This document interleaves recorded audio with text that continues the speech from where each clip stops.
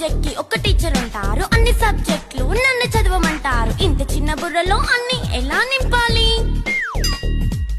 Class work, home work, fair notes అంటారు. Subject కి 3 books పెట్టి బ్యాగ్ నింపుతారు. ఇన్ఫాక్ట్ నా బరువు కన్నా నా బ్యాగ్ బరువే ఎక్కువ.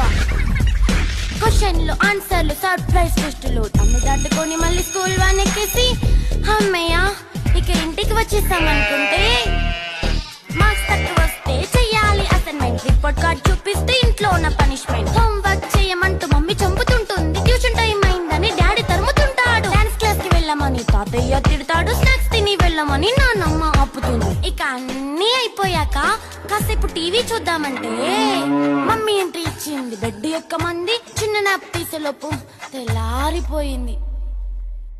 అయ్యో మళ్ళీ మొదలు ఈ స్కూల్ కష్టం.